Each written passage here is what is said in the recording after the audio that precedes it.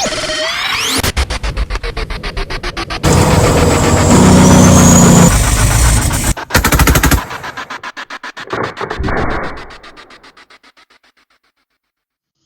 everyone. Thanks for tuning in. You're watching The Naturalist Capitalist, and as always, I'm your host, Reed Coverdale, and I've got a special guest on the show. I've got Kevin Wilson, who is running for U.S. Congress from New York's 25th District. How's it going, Kevin?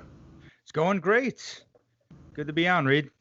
Yeah, and Kevin just had me on his radio show the other day. That was cool, and he reached out to me, and so I'm returning the favor, trying to get his candidacy out there so you guys can hear about him. So Kevin, just why don't you tell us a little bit about yourself, who you are, what you've done for a living, and why you're running for Congress now? Absolutely. So I'm Kevin Wilson. I live in Rochester, New York, just a chunk of Western New York that has seen better days. We'll be frank about it. We know the folks of this region understand that, and they know that. A lot of that's because of government policies that have come from New York State, the federal government, the local governments. For a living, I do digital marketing, so I get to work with all sorts of small businesses and nonprofits, and I do get to see what they go through, particularly in the last several months, the struggles that they've had, being able to just survive. But it's been a great, rewarding experience being able to see some of that stuff. And I'm running for Congress because, well, I've been active in politics for a while. I used to be a college Republican. I was one of those guys. I got active in politics, kind of Finger Lakes region. I used to be a staff assistant for a local member of Congress a few years ago, a guy named Richard Hanna. And I started drifting away from that party in 2012, really. That was when I voted for Gary Johnson. And so I've been involved with the Libertarian Party since then, since 2013. And, I think it's really important in every one of these elections, at minimum, to have that third voice, to have that other independent option represented. And, in this race, I was really trying to get someone else. I'll be honest. I was trying to get someone else to a guy who I thought was a great candidate. He couldn't run this year, but I've been working on so many campaigns. I've worked on Larry Sharp's campaign as his development director. I've worked on city council campaigns, other congressional campaigns, and you know what? It was my time to step up, to be that voice. I'm able to go out and I would like to think deliver that libertarian message, and that's all I wanted to give to the people of the 25th district and the people of the Rochester region, is for the folks who are frustrated with the Democrat and the Republican parties, who are looking for a different way rooted in liberty, in economic freedom, in personal choice. I want there to be an option on the ballot, and that's what I'm providing. Awesome. So I actually have the same history that you do. I was also a Republican, and I got really disenfranchised with them because, you're typically libertarians say that, we're fiscally conservative and socially liberal. Neither of those things are true about either of those parties anymore. The Democrats are not socially liberal and Republicans are not fiscally conservative.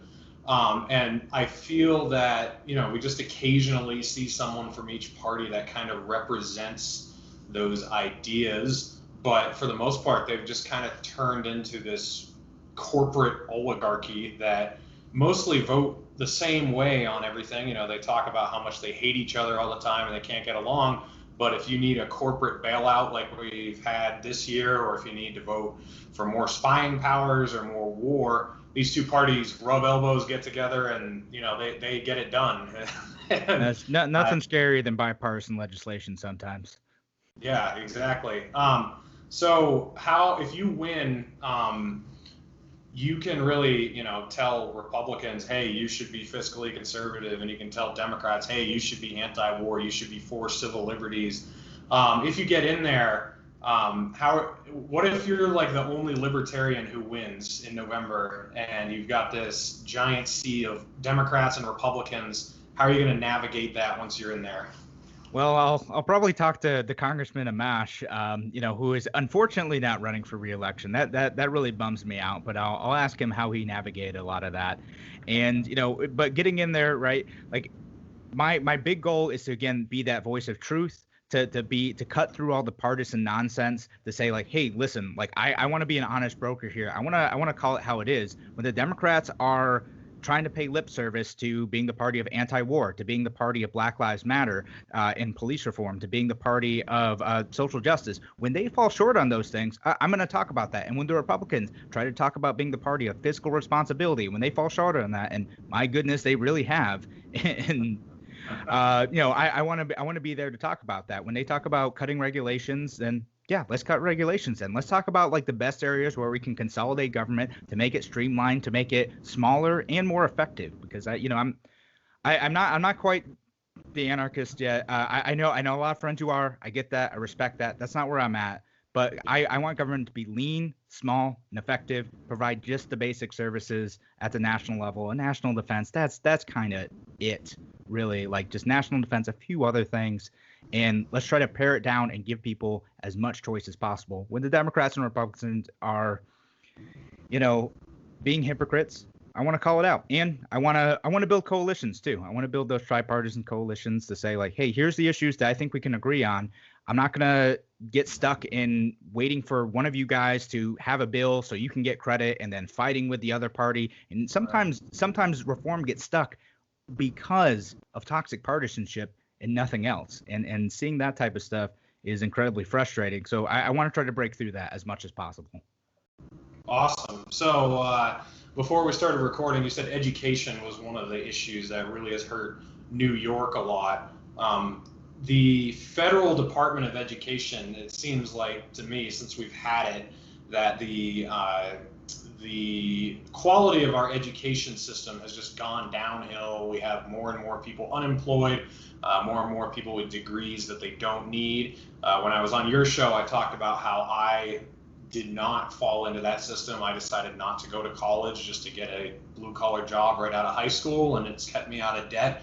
But it seems like there's a systematic attempt to get people into the system, get them into debt, and get them into a payment-by-payment lifestyle. What reforms do you want to see in the education system? All right, so I'm going to talk about a couple levels of reform. So Sure. First of all, like the Department of Education as a whole could probably really be privatized. Like to me, the function that it could serve is a kind of a clearinghouse for information of best practices for education K through 12 and college across the country. Fine, that's great. That sounds like it could be a nonprofit organization. So we should probably privatize or get rid of the Department of Education as much as possible. So a couple of things that are going to happen with that though is the college loan system. I mentioned this to you when you were a guest on my show, but I was actually on the board of trustees at a local college, and it's interesting to see like the decisions that boards make, and this isn't them making a bad or malicious decision. It's the best fiscal decision that they can make. Is that students, they need to bring in as many as possible. And they recognize that like raising tuition isn't necessarily a barrier to bringing in more students, because a lot of them will get grants and a lot of them will get loans. If they have guaranteed federal loans, then there's no ceiling on bringing in more students. And because culturally we accept the idea that you need to go to college in order to be a success later in life, students, myself included, and I love my college experience. I would never take it back. But a lot of students think they have to do this. They have to take out whatever loans are necessary. And they're coming out with these 4-year degrees, unable to succeed in the job market after, and they're left with tens of thousands of dollars in debt. And you learn very quickly, like paying off that debt is incredibly difficult. And that's why we see movements on the left to have student loan forgiveness. I'm not sure I'm quite there yet, even though I'm frustrated with how the Department of Education has handled the loan system. But, I do see the frustration where that comes from and where all these bad incentives lies for colleges to raise their prices.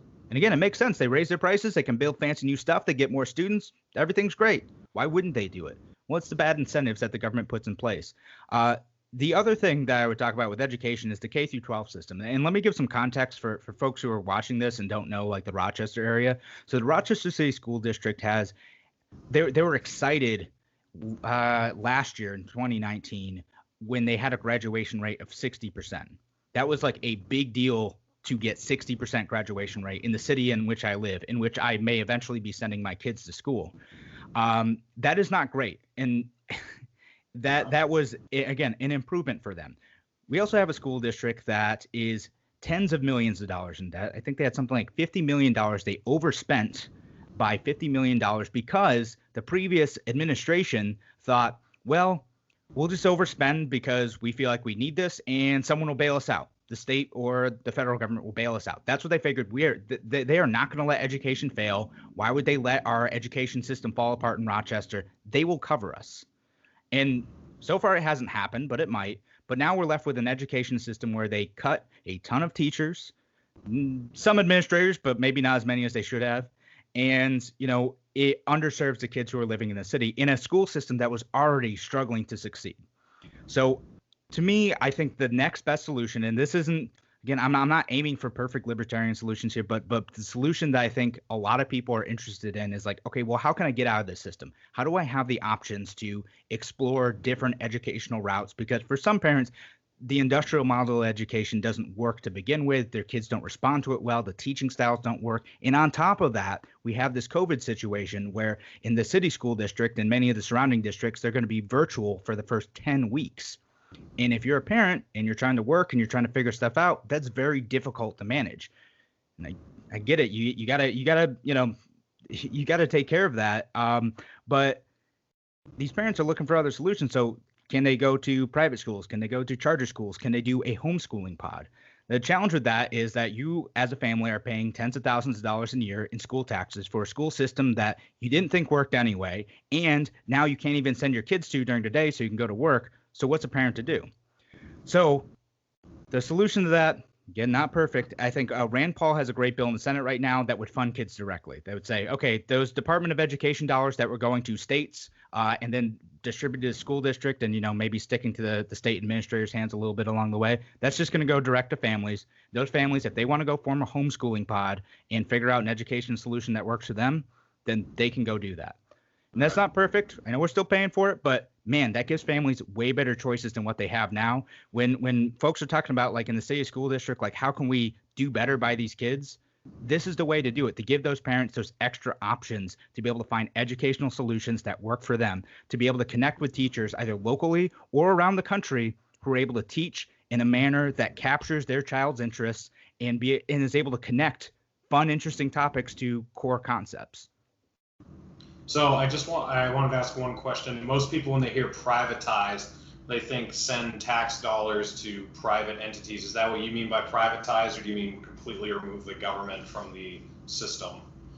As far as the education system, I would rather have it be, it's not quite like a voucher system, because a voucher system is like you sign up for a school and then the government pays the school.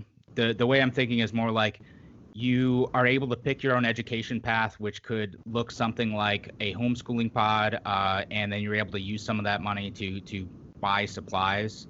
And so when I say privatize, like I think like the Department of Education itself, like again, the work that it allegedly does to be able to improve the standard of education across the country, as you indicated in asking the question, has been a failure. Like it just hasn't done that. And so those functions, privatize that completely. And to the extent that the Department of Education needs to exist at all, it should just be managing the distribution of those funds, which, again, I know it's not perfect. It's not a perfect libertarian solution, but I think it creates a market in education that doesn't exist now and allows for greater opportunities. So even if people wanted to educate their children outside of that system, families would have a better chance of finding something that's going to work. Okay. So this kind of brings us into the next thing I wanted to talk about. When I was on your show, we talked about the economy and how I believe that most of the issues are not coronavirus. Coronavirus adds to the problems, but it was mostly a pin that pricked the bubble or pulled the curtain away from the terrible economy that we have. How do we dig ourselves out of the hole that we're in now? What do we do going forward? Are we looking at really hard times economically? I think a lot of people think that as soon as, some people even think as soon as the election's over or as soon as the coronavirus blows by that everything's going to go back to normal. I don't think there is going back to normal from here. So what do you think the immediate future looks like, and what can we do to dig ourselves out of this hole? I mean, the immediate future is going to be rough, right? Like it's just a lot of people. Like the economies are complex systems, with hundreds of millions of people interacting and making individual decisions that affect the whole, right? So a lot of the way the economy is structured right now is very, very fragile. It was fragile leading up to the coronavirus outbreak, and that was just like the catalyst for the collapse that we're seeing right now. Now, people were hoping it was going to bounce back. I'm not so sure that's going to happen. A lot of businesses, particularly in New York State, they're just not coming back. Right. It's just between various systems of government that are keeping those places closed, they're not coming back. People are getting scared. They're going to get really, hopefully, smart with their money and not go out and spend stuff. But like when you don't go out and spend stuff too, there's that reaction of, well, those businesses aren't able to survive either. So that impact is going to be really challenging. As far as trying to find a solution to that, like the biggest solution is just to make it easier for people to do business. I think it's, if we can have it so like we're able to have more effective free trade. Right now, trade even with places like Canada is difficult. There's right now there's a bunch of laptops stuck at the border, or they were at least in the last week stuck at the border of Canada. They're trying to get into the Rochester area school districts because the districts buy all the laptops. So even that kind of trade is become difficult right now. So opening that up as much as possible, reducing federal regulations on various businesses, just making it easier, paring it down to, again, don't hurt people, don't take their stuff. And what you get with these regulations too is, again, these big massive companies, this is where the corporatism coming in. They say, okay, we understand the situation, we're willing to be regulated, and they write regulations in a way that they're able to comply with it because they have the lawyers, they have the money to be able to jump through the hoops to make that possible. But if you're a small-time business owner, you're not going to be able to do that. You're probably not going to get off the ground in the first place, and even if you are, you're going to get crushed by this stuff. So that's called regulatory capture, and that is how a lot of law works nowadays. So pulling back the kind of the government tentacles on all that stuff is going to be huge. And that's one of the biggest issues I want to fight for in Congress too, is to pull back those regulations to say, how can we make it easier? If you have a good idea and you want to help your community with a product or service, how can we make it easier for you to thrive and serve the needs of your area? I agree. Next thing I wanted to talk about was police reform. So, I mean, there's a lot of unrest right now.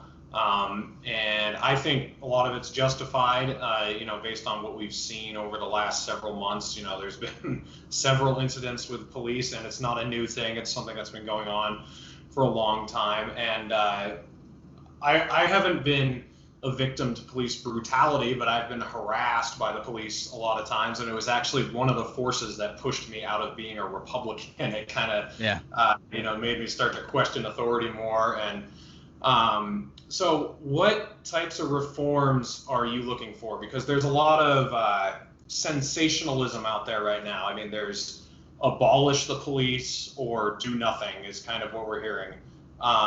What looks like sensible reform to you? Is it federally defunding them? Is it, taking away qualified immunity? What looks like a just transformation for our current police system to you? Yeah, no, and I'm sorry that happened to you. You got harassed by police. I hear that from voters in my district all the time too. They're frustrated. They're like, well, why am I getting harassed? We had a case here locally, like it's about 7 years ago now. Is a guy named Benny War who was waiting at a bus stop, dude in a wheelchair, and he's got like beat and knocked over. And like that's so this has been going on in my area for a while. But as far as the reforms that I would support,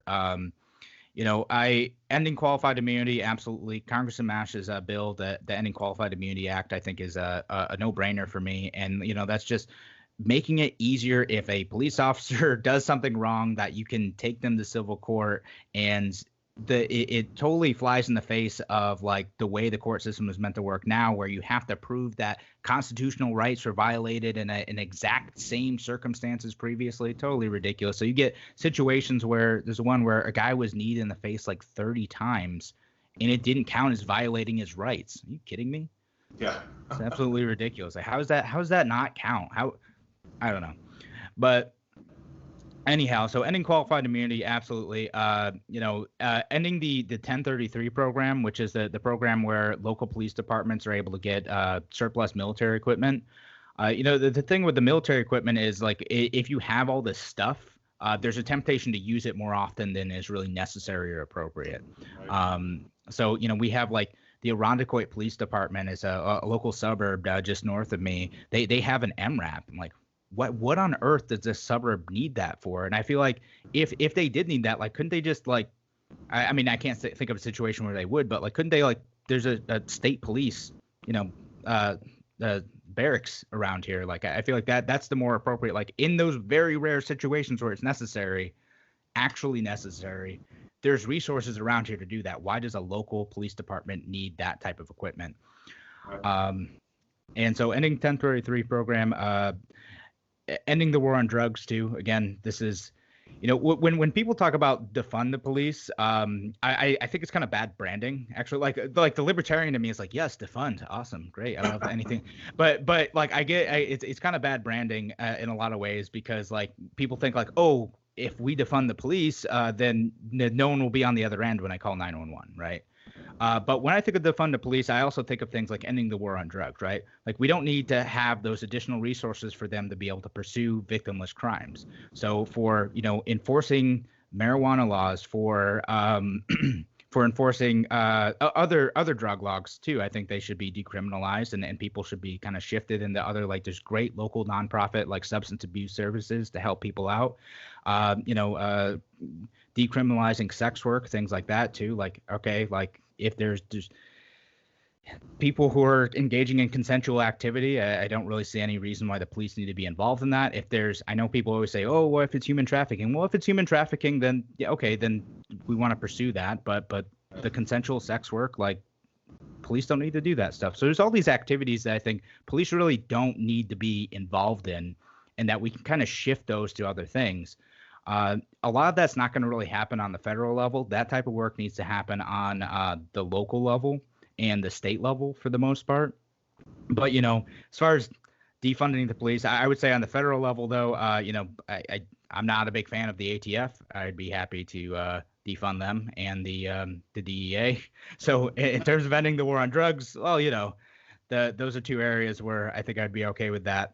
I think that's so. Yeah, I mean, so that covers like my main basis for what I want to do in terms of police reform. It's again ending qualified immunity, ending the 1033 program, ending the war on drugs. I think if we do that stuff, it's going to be good. And we're not seeing that quite now from the Democrats. They have the George Floyd Justice and Policing Act.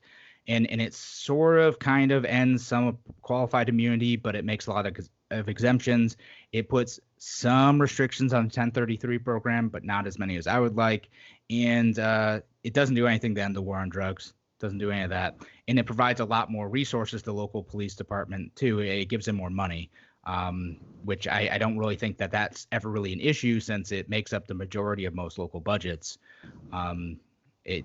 Yeah, I mean, I feel like that money could be better used somewhere else and possibly back in my pocket.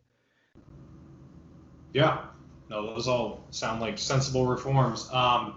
So I went to a protest myself a couple months ago in Denver, and I wanted to go to be there in solidarity with them because the George Floyd incident had just taken place. But I also wanted to be there to talk to the protesters and hear what they thought their solutions should be, and to try to educate people. Maybe I almost felt like Peter Schiff going to the Occupy Wall Street movement. It was one of those moments. So I brought a sign and it said "End qualified immunity, end civil asset forfeiture, and end police brutality, vote Libertarian." And I walked around and I talked with probably almost like 100 people, and none of them knew what any of those things were. And so I was trying to tell them, it's great to be out here protesting, but you've got to get beyond that point and vote for people who want reform. So now, outside of the protesters, we're seeing a lot of rioting going on and a lot of property destruction.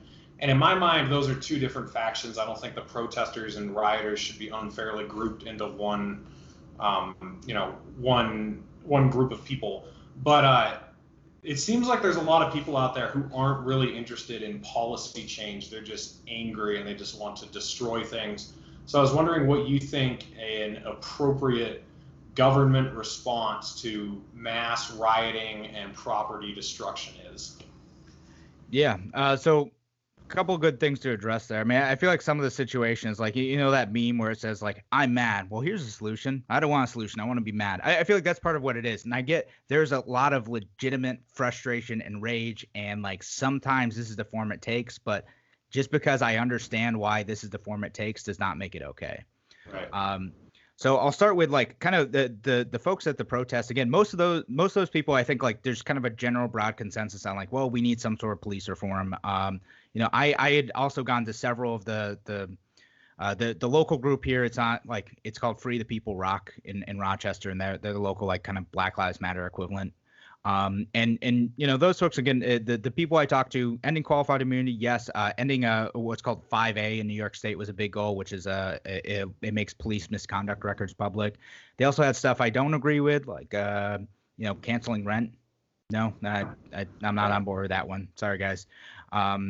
But it's the goals of this movement are big. Most people agree that there's a general sense of like we want to stop the state from using violence against peaceful people. We want the state to stop executing people in the process of detaining them for crimes. Like again, that's not how our justice system is supposed to work. I think most people are on the same page about that who are attending these rallies. And you're right. The type of folks who are doing the property destruction, I think it's a different set of people. It's not the people who are attending the rallies.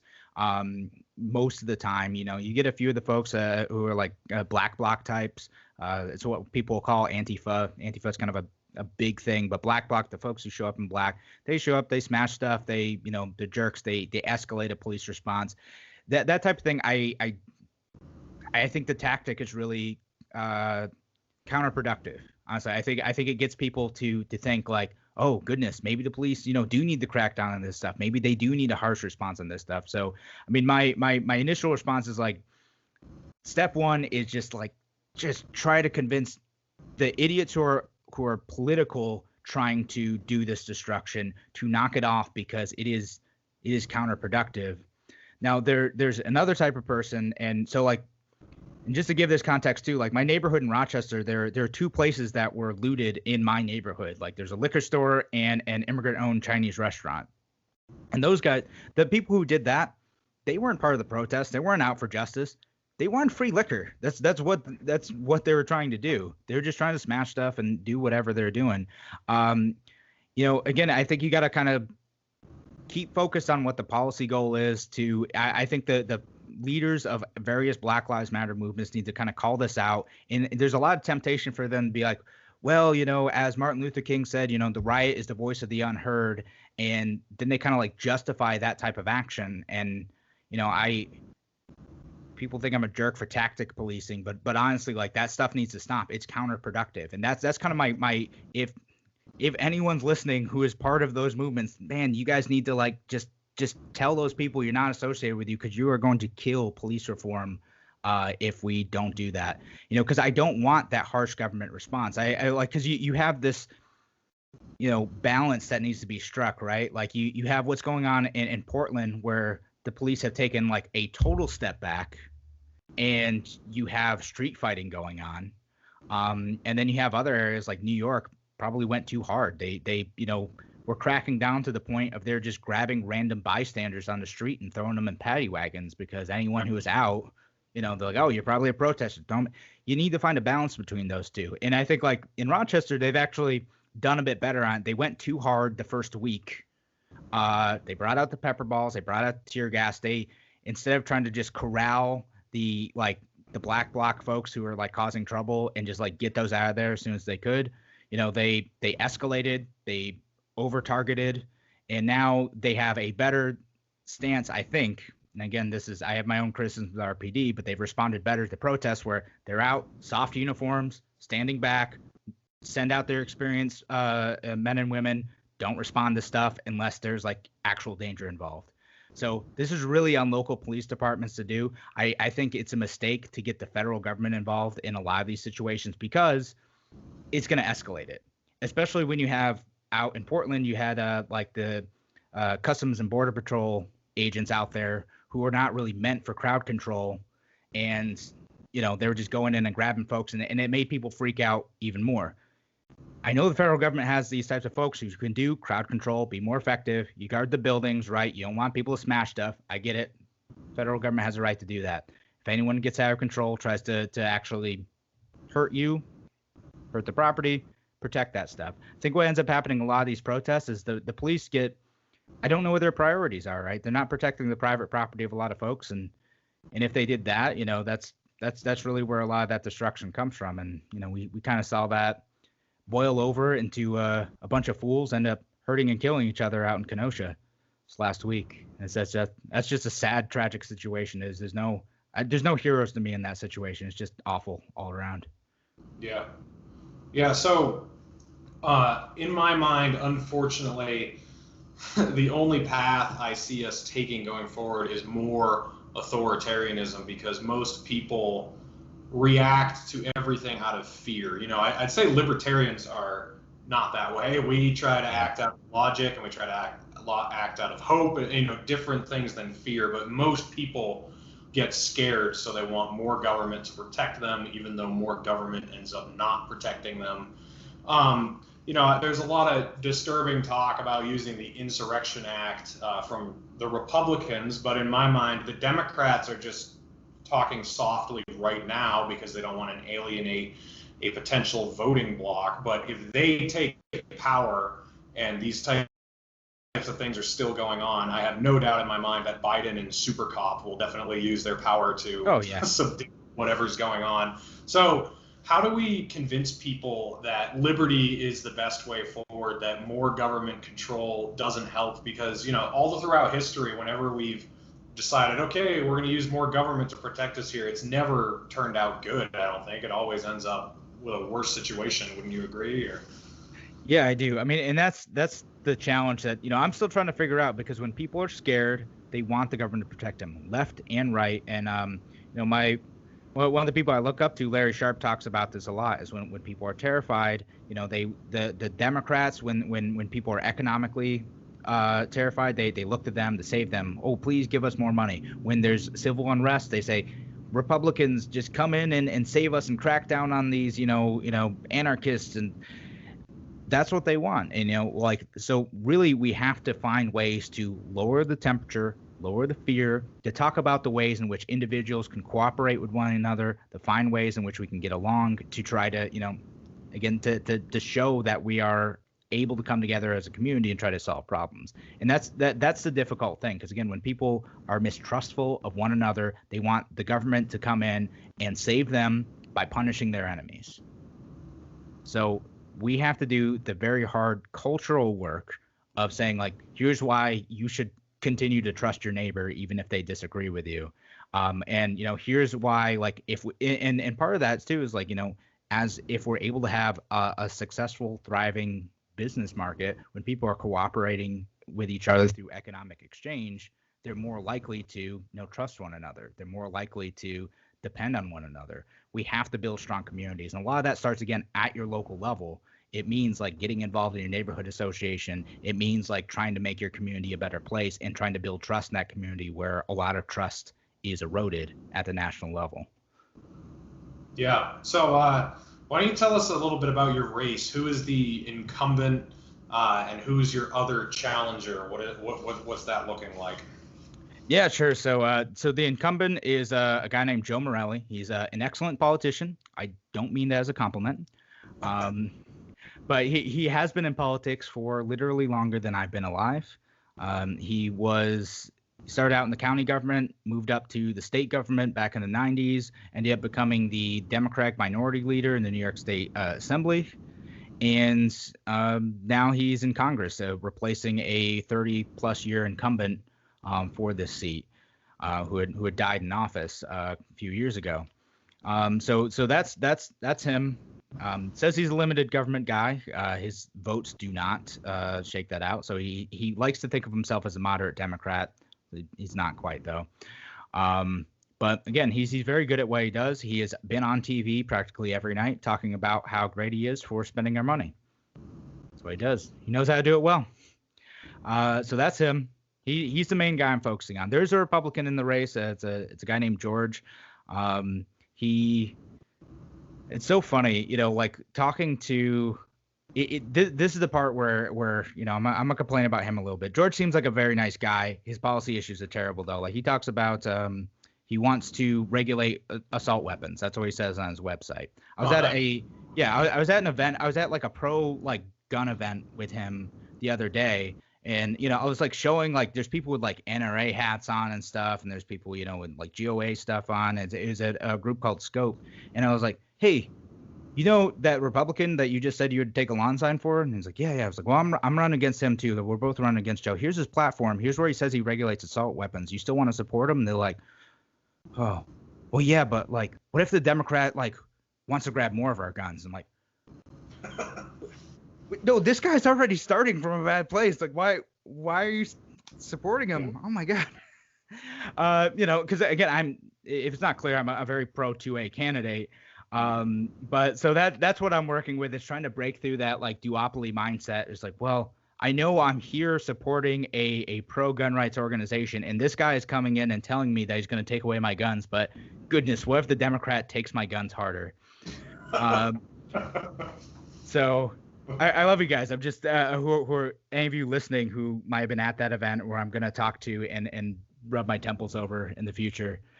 Just breaking through that mindset of like, all right, if we really want to stand for our principles and we really want to stand for liberty, you got to start voting that way.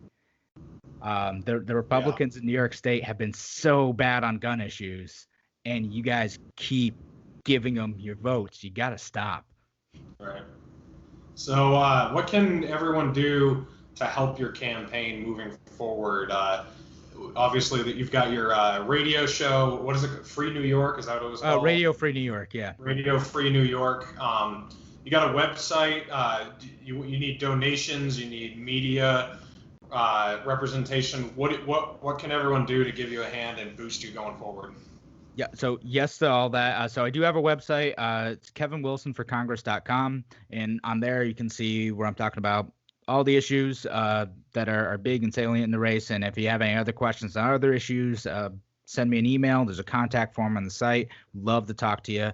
But yes, I need volunteers. We are out.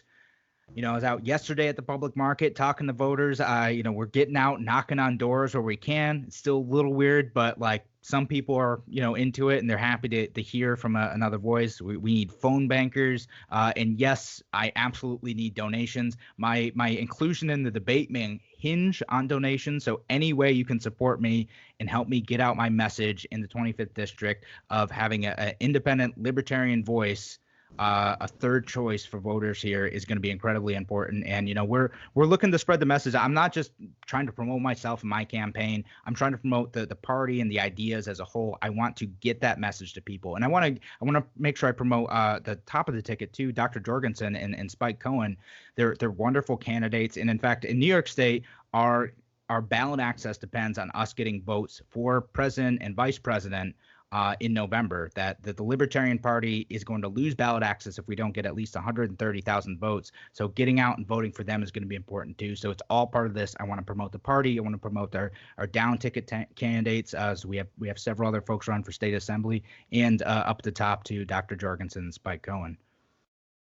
All right. Well, you heard him, guys. Go check out his website. I'll have a link in the description to his website and his Twitter page, and I'll have the Facebook link to his Radio Free New York page. Check him out. Give him a donation if you can. And I want to thank you for coming on, Kevin. Yeah, thanks for having me.